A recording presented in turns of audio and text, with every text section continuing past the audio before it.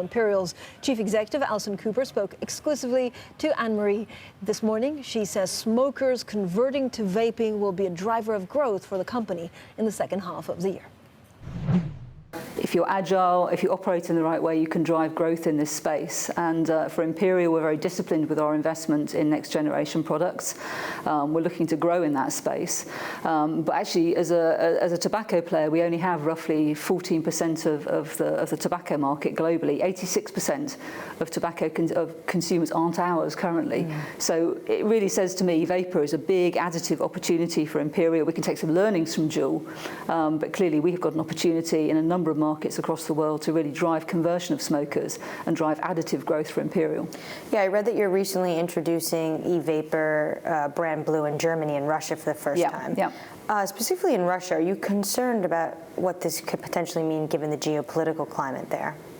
I don't think so. I think it's going to be. I think Russia's going to be quite an interesting sort of test for us initially with consumers. I mean, clearly cigarettes are still very affordable in Russia, and one of the drivers when people move into vaping, apart from the health aspects, is also affordability.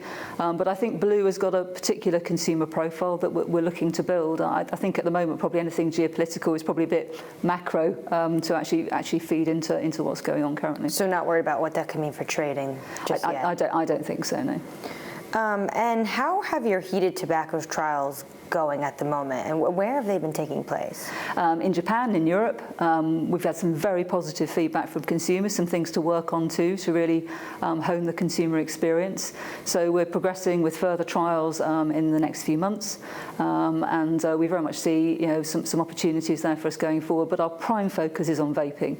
We do have standout assets in that space, the original IP, Blue, which is a standout brand in vaping, and really our prime focus for investment is driving the vapor business. But we are going to continue to learn and look for opportunities in heated tobacco, and actually in the oral tobacco pouch business as well, where we have some new innovations too. We have a pipeline of innovations which is really very exciting in the NGP space. In that realm, when do you expect to have a product on sale?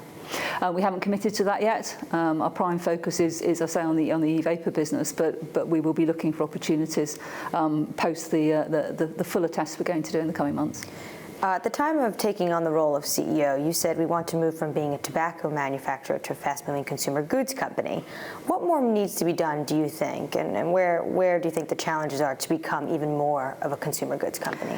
We very much put the consumer at the heart of what we do, and that's one of the reasons why, as we look into adjacencies and next generation products for the business, we've really honed in on vaping, because we really do think that's where we can deliver an excellent consumer experience.